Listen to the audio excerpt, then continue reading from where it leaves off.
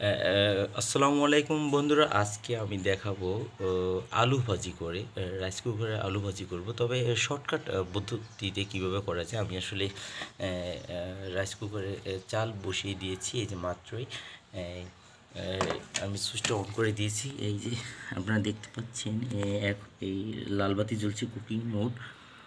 হ্যাঁ, এই মাত্রই বসিয়ে দিলাম চাল, অর্থাৎ ভাত রান্নার সাথে সাথে যখন ভাত রান্নাটা হয়ে যাবে, আমি এই প্রতিটা রাইস কুকারে এরকম একটা পাত্র থাকে, এই পাত্রে আমি আলু ওই যে ধুয়ে কুচি করে কেটে ধুয়ে আমি বসিয়ে দিয়েছি। এখন এই ঢাকনাটা দিয়ে ঢেকে দেবো। ভাত রান্নার সাথে সাথে আলুটা আসলে অধিকাংশ ভাগটাই আমি এটা সেদ্ধ হয়ে যাবে। দেন আমি অন্য একটা পাত্রে, অর্থাৎ এই যে এই পাত্রে আমি অন্য অন্য ভাবে মানে যেভাবে দুঃখিত যেভাবে ভাজি করা হয়, তেল মরিচ পেঁয়াজ হলুদ লবণ দিয়ে ঠিক সেভাবেই আমি এই পাত্রে ভাজি করব, দেখাবো।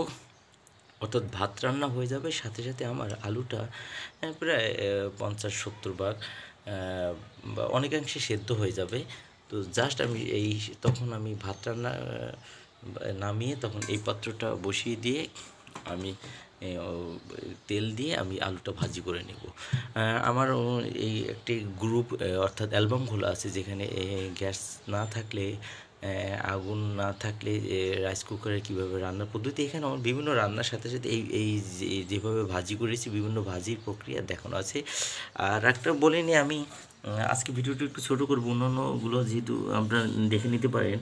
যদি ভাত রান্নার সময় তো চুলা আর বন্ধ হয় না, একবারেই যখন বন্ধ হয়, যখন ভাত রান্না শেষ হয়ে যায় তখন শেষে বন্ধ হয়ে যায়, তখন আর দরকার হয় না। কিন্তু যখন যখন ভাজি করবো আলুটা এই পাত্রে, তখন পেঁয়াজ তেল লবণ ইত্যাদি দিলে, মশলা দিলে, তখন একটা পর্যায়ে তেলটা গরম, কিছুক্ষণ পর চুলাটা বন্ধ হয়ে যায়। চুলা বন্ধ হয়ে গেলে টেনশনের কোনো চিন্তা নেই, এই কুকিং মোড থেকে এটা ওয়ার্ম মোডে চলে আসে। তাহলে জাস্ট একটু 1-2 মিনিট ধৈর্য ধরবেন, দেন আবার আবার কুকিং মোডে দিবেন, তাহলে আবার কুকিং মোড চলে আসবে। এরপরও যদি না আসে, আসলে ধরে নেবেন, একটু দেখবেন আসলে পেঁয়াজটা ভাজা ভাজা হয়ে গেছে, এই কারণে হয়তো হচ্ছে না। তো এরপরও আবার না হলে এই 2 মিনিটের জায়গায় 4 মিনিট একটু ধৈর্য ধরবেন, তখন আবার কুকিং মোডে দিবেন। পরবর্তীতে তো এই ওই দেখবেন ততক্ষণে তাপমাত্রা হিটে, অর্থাৎ ওই পেঁয়াজ ভাজি, ওই রসুন পেঁয়াজ মরিচ এগুলি ভাজি হয়ে যাবে, তখন যা ভাজি করতে চান তা দিয়ে দিবেন। যাই হোক, মূল কথা হলো যে কুকিং মোডটা বন্ধ হয়ে গেলে জাস্ট 1-2 মিনিট বা 4 মিনিট ধৈর্য ধরবেন। 1-1.5 মিনিট ধৈর্য ধরলে হয়ে যায় সাধারণত। তো তারপর আবার কুকিং মোডে চলে আসে। ভাত রান্না শেষ। ভাত রান্নার সাথে সাথে দেখুন কি পরিমাণ বাষ্প। এই ভাত রান্নার সাথে সাথে আলু সেদ্ধ হয়ে গেছে। জাস্ট এখন এটা ভাজি করে নেব। আসলে আলু ভাজিটা করবো আসলে আমি ডিম দিয়ে একটু অন্যভাবে। তো চুলা আসলে অন করে দিয়েছি। এখানে আমি কিছু জিরার গুঁড়া আর শুকনো মরিচ, এটা আমি কাজে লাগাবো। এই আগেভাগে দিয়ে দিলাম যেন মরিচটা ভাজা ভাজা হয়ে যায়। ডিমের ক্ষেত্রে না, ডিম ভাজতে গিয়েই আসলে এই কুকিং মোড থেকে ওয়ার্ম মোডে চলে আসছে রাইস কুকারটি। তো আমি 1-2 মিনিট ধৈর্য ধরে দেখাচ্ছি। এখন আসলে আমার চুলার প্রয়োজনই নেই, আমি এই চুলা এই যে সুইচ থেকে আমি একেবারে বন্ধ করে দিয়েছি। তারপর যে হিট আছে সেই হিট পর্যাপ্ত। আলু ভাজি এবং ডিম মিশ্রণে আমি এইভাবে ভাজি করবো। একটি ডিম দিয়েছি, আর ডিম আমার কাছে নেই, আরেকটি থাকলে আরেকটি দিয়ে দিই। এভাবে ডিমটা গুঁড়ো গুঁড়ো করে নিচ্ছি। ডিমটি ভেজে গুঁড়ো গুঁড়ো করে আমি একটি পাত্রে রেখে দিলাম। পর্যাপ্ত হিট চলে আসছে। আমি এখানে পেঁয়াজ কুচি, সামান্য রসুন কুচি, ধনিয়ার গুঁড়া, হলুদের গুঁড়া, লবণ এবং জিরার গোটা এবং শুকনো মরিচ এগুলো দিয়েছি। কাঁচামরিচ আমি দিব, তবে পরে দিব। তো মাত্রই চুলাটা বন্ধ হয়ে গেল। তো দেখুন, চুলা বন্ধ হলেও কোনো প্রবলেম নেই, পর্যাপ্ত হিট আছে। এটা আসলে বন্ধ হওয়ার কয়েকটা কারণ থাকে।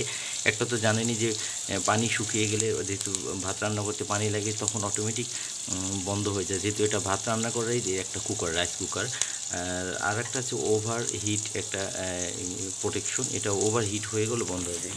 সেক্ষেত্রে এখানে যেহেতু পানি অর্থাৎ লিকুইড জাতীয় তেল এখানে আছে, তারপর কেন বন্ধ হয়ে গেলো, ওভার হিটের একটা বিষয় আছে। তো দেখি আমি এখন ধৈর্য ধরবো, 1-2 মিনিট ধৈর্য ধরে পরবর্তীতে কুকিং মোডে দেবো। এখন এটা প্রেস করবো না, আপনাদের দেখাচ্ছি। দেখুন এখন কিন্তু ওয়ার্ম মোডে আছে, আমি বলেছিলাম দেখাবো, এখন একটু দেখাচ্ছি। দেখুন এই যে কুকিং মোড দিলাম, লাল বাতি জ্বলছে। তো প্রবলেম হয় না, 1-2 মিনিট ধৈর্য ধরলে আসলে না হলো 3 মিনিট, 1-2 মিনিট 3 মিনিট 4 মিনিট একটু ধৈর্য ধরলেই হয়, সাধারণত 1-1.5-2 মিনিটের মধ্যেই হয়ে যায়। দেখুন কী পরিমাণ আসলে এই যতক্ষণ এই প্রসেসিং করেছিলাম পেঁয়াজ মরিচের, এতক্ষণেও কিন্তু এটা ভাতটা পাশেই রেখেছিলাম, ভাতের উপরে এটা কিন্তু সিদ্ধ হয়েছিল, তো সেই বাষ্পে যে এ পর্যায়ে আমি এখন যদি সব কিছু দিয়ে এখন এই আলু কুচিটা দিয়ে দিচ্ছি, দিয়ে নাড়াচাড়া করে দিয়ে ঢেকে দেবো। যেহেতু এটা অনেকাংশে সেদ্ধ হয়ে গেছে বলা যায় পুরোটাই, তো এখন আর অপেক্ষা করবো না, এখন একবার দুইবার এটা আমি এটা এখন নাড়াচাড়া করে মিশিয়ে দিয়ে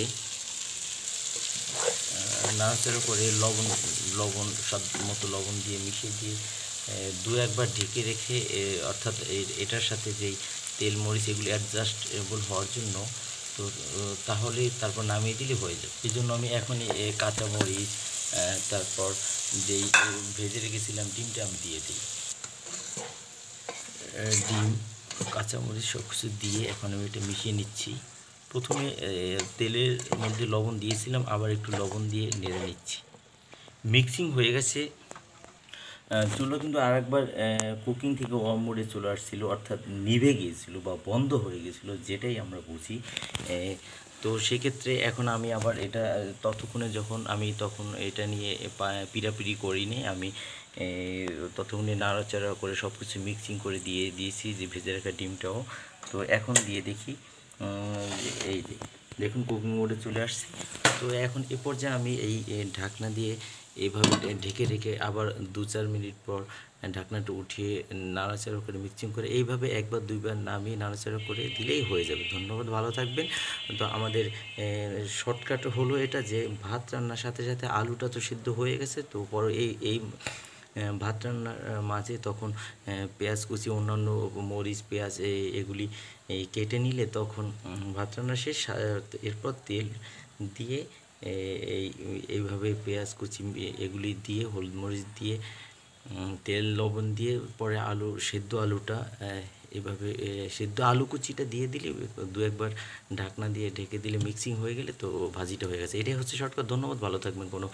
আসলে রাইস কুকার জন্য হয়তো ভিডিওটা বড় হয়েছে, কারণ আমি এই কুকিং মোড এটা আমার দেখাতে হয়েছে। এটাই হচ্ছে আমার শর্টকাট পদ্ধতি। এতে গ্যাস সেভ হলো, সময় সেভ হলো, অনেক কিছু সেভ হলো। হয়তো ভিডিও করার সাথে আমার অনেক ভিডিওটা বড় হয়েছে। ধন্যবাদ, ভালো থাকবেন।